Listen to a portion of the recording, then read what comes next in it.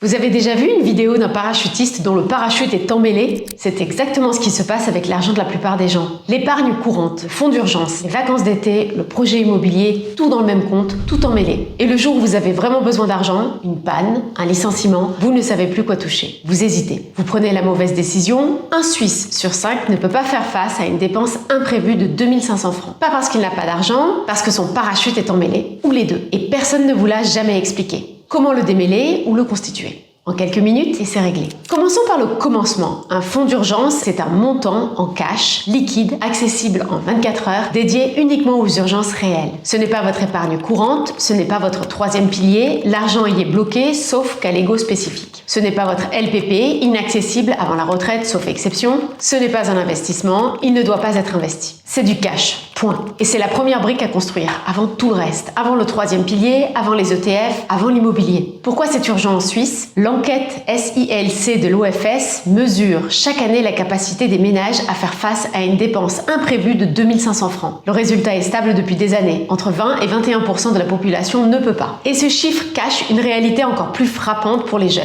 Parmi les 18-24 ans, 26% sont dans cette situation. Plus d'un jeune sur 4. Pas par un manque de revenus uniquement, parce que personne n'a expliqué la différence entre épargner et protéger. Combien exactement en Suisse? La règle généralement observée, 3 à 6 mois de charges fixes. Pas de revenus, de charges fixes. Concrètement, en Suisse, pour un célibataire à Lausanne ou à Genève en 2026, loyer moyen 1800 francs, caisse maladie 450 francs, nourriture 500 francs, transport 150 francs, téléphone et abonnement 100 francs. Total charges fixes, environ 3000 francs par mois. Ce qui fait que 3 mois ferait 9000 francs minimum. 6 mois, 18 000 francs, ça serait optimal. Ces chiffres sont illustratifs, votre situation peut être très différente, charges plus basses si vous vivez chez vos parents, plus élevées si vous avez une hypothèque et ou des enfants et ou d'autres charges. Si vous avez des revenus variables, penchez vers 6 mois. Si vous êtes salarié stable, 3 mois peuvent suffire dans un premier temps. Ce n'est pas un conseil, c'est une observation de ce que les gens font dans la pratique. Maintenant, démêlons le parachute. Les études comportementales le confirment. Les personnes qui séparent leur argent en enveloppes distinctes prennent de meilleures décisions financières. Pas parce qu'elles sont plus intelligentes, parce que la clarté mentale change tout. C'est ce que les psychologues appellent le mental accounting. Utilisé dans le bon sens, il vous protège de vous-même. 4 pots, 4 intentions, 0 confusion.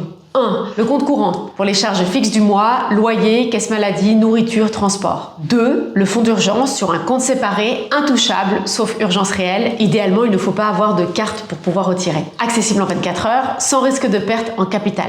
3. Les projets, vacances, achats immobiliers, voitures, un objectif précis, un compte dédié. 4. L'investissement long terme, troisième pilier, ETF, LPP. C'est ici que l'argent travaille sur la durée. Où mettre le fonds d'urgence exactement? 3 critères non négociables. 1. Accessible en 24 heures maximum. 2. Sans risque de perte en capital. 3. Pas de frais de retrait. En Suisse, en 2026, les taux des comptes épargne varient selon les établissements. Le comparateur indépendant moneyland.ch met à jour ses taux chaque mois. Consultez-le avant de choisir. Ce qui compte plus que le taux, accessibilité en 24 heures, pas de frais de retrait, garantie des dépôts jusqu'à 100 000 francs par banque, pas le compte courant de salaire, trop tentant d'y toucher. Pas un ETF, la valeur peut baisser le jour où vous en avez besoin. Pour des montants plus importants, d'autres options existent selon votre profil, à discuter avec votre banquier. Un compte séparé, dédié, qu'on ne regarde pas, sauf urgence réelle. Sophie, 32 ans, elle investit depuis 2 ans, portefeuille de 15 000 francs en ETF, pas de fonds d'urgence, tout sur le même compte. En mars 2025, les marchés corrigent de 20%, son portefeuille tombe à 12 000 francs. La même semaine, son chauffe-eau lâche. 4 000 francs de réparation. Son parachute est emmêlé. Elle vend une partie de son portefeuille au pire moment. Elle cristallise une perte de 800 francs qu'elle n'aurait jamais dû subir.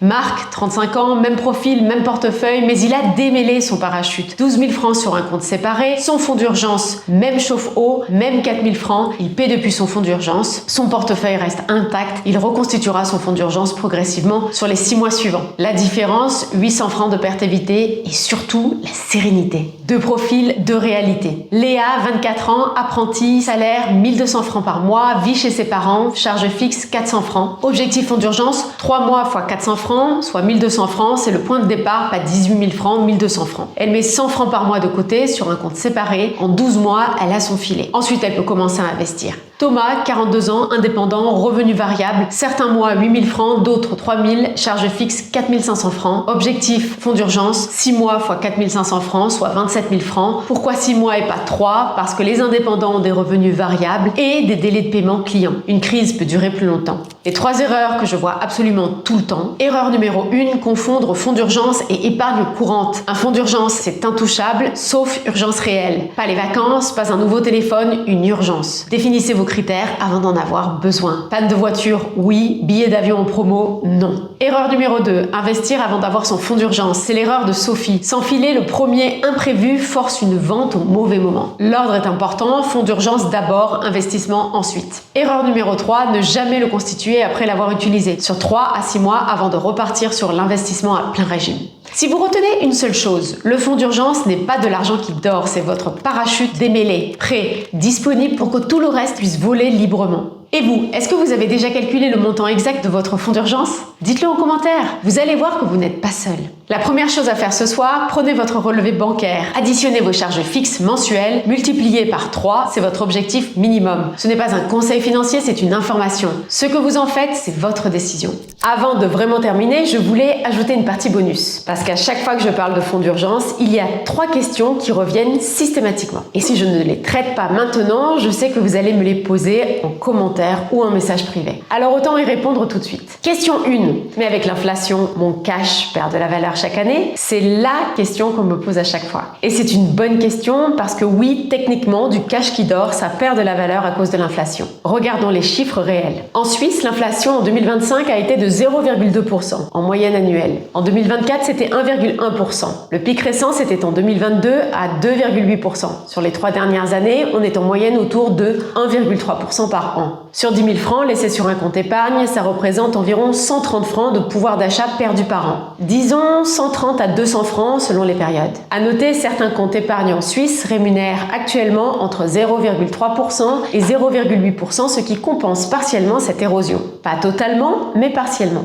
Maintenant, regardons de l'autre côté. Si vous n'avez pas de fonds d'urgence et qu'une urgence tombe pile au moment où les marchés baissent comme en 2022, comme en 2008, comme en 2020, vous devez vendre vos placements au pire moment. En 2022, les ETF obligataires à duration longue, pas tous, ceux qui investissent en obligations 10 ans et plus, ont baissé de 15 à 19% selon leur composition. Les ETF obligataires court terme, eux, sont restés quasi stables. Sur un portefeuille de 15 000 francs en ETF actions plus obligations diversifiées, une crise de 20% représente 3 000 francs de perte latente. Si vous êtes forcé de vendre à ce moment-là pour payer une urgence, vous cristallisez cette perte. Alors faites le calcul honnête avec moi. Le coût de l'inflation sur un fonds d'urgence bien placé, c'est quelques dizaines à quelques centaines de francs par an. Le coût d'une vente forcée en crise, c'est 2 000 à 3 500 francs en une fois. L'inflation, ce n'est pas une erreur, c'est le prix de votre tranquillité. C'est exactement comme une prime d'assurance. Vous la payez pour ne pas avoir à puiser dans vos placements au pire moment. Et ça change tout.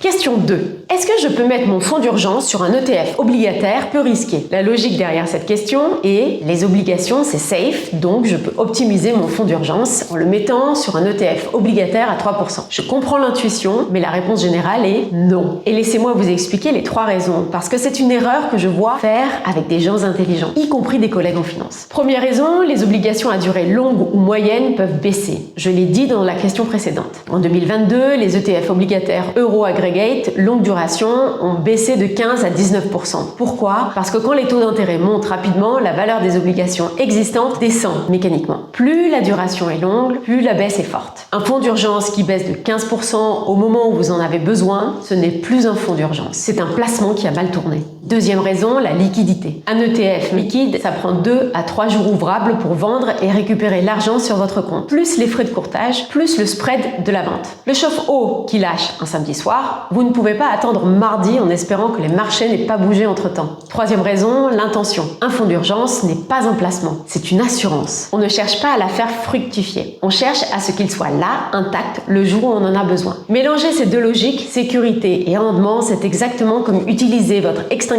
pour arroser les plantes. Ça peut marcher, mais le jour où il y a le feu, l'extincteur est vide. Du cash sur un compte séparé, accessible en 24 heures, garanti jusqu'à 100 000 francs par banque grâce à Easy Suisse, c'est la garantie légale des dépôts en Suisse. C'est le point de départ que la plupart des fondamentaux observent, pas une optimisation. Maintenant, je simplifie volontairement ici. Il existe des ETF obligataires, ultra court terme, duration inférieure à 1 an, ou ce que l'on appelle des money market ETF. Ce sont des véhicules différents des ETF obligataires classiques. En 2022, quand les obligations longue duration ont chuté de 15%, ces ETF-là sont restés stables, voire ont gagné 1 à 2%. Il existe aussi en Suisse des comptes à terme, à 3 ou 6 mois, qui offrent actuellement 0,8% et 1,2% avec la même garantie ESI Suisse. Pour quelqu'un qui a un fonds d'urgence solide, au-delà de 50 000 francs, et qui comprend ce qu'il achète, ces instruments peuvent être une piste à explorer avec son banquier. Mais pour la grande majorité des gens qui me regardent, et moi la première quand j'ai commencé, le compte épargne séparé reste la réponse généralement observée. Parce que l'objectif numéro 1 d'un fonds d'urgence, ce n'est pas de rapporter, c'est d'être là, intact, le jour où vous en avez besoin. Et ça change tout.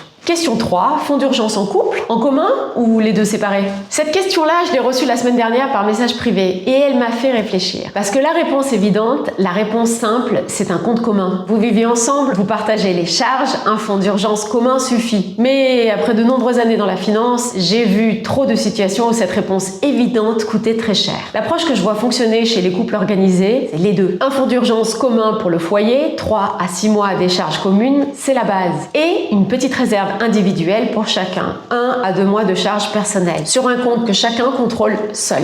À noter pour les couples mariés sous le régime de la participation aux acquis, qui est le régime par défaut en Suisse. Ces comptes individuels restent juridiquement des acquis en cas de divorce, sauf exception. C'est un sujet de protection opérationnelle, pas de contournement juridique. Je vous entends me dire, mais Marion, ce n'est pas de la méfiance, ça? Non, c'est de la protection. Et c'est très différent. Parce qu'une crise conjugale, ça peut arriver. Une séparation temporaire, ça peut arriver. Un parent malade qu'il faut aider en urgence sans demander la permission à son conjoint, ça peut arriver. Et dans ces moments-là, ne pas avoir accès à 2000 ou 3000 francs immédiatement, ça peut transformer une crise gérable en catastrophe. Une petite réserve individuelle, ce n'est pas de la méfiance, c'est de l'autonomie préservée. Et c'est exactement le même principe que le fonds d'urgence lui-même. Vous ne le constituez pas parce que vous êtes pessimiste sur l'avenir. Vous le constituez parce que vous voulez garder votre capacité de décider quand la vie devient imprévisible. Dans un couple, c'est pareil. J'ai fait une vidéo entière sur l'argent dans le couple. Les comptes communs, les profils financiers différents, les conversations qu'on n'ose pas avoir. Le lien est juste ici. C'est probablement la vidéo la plus importante de la chaîne si vous êtes en couple. Voilà,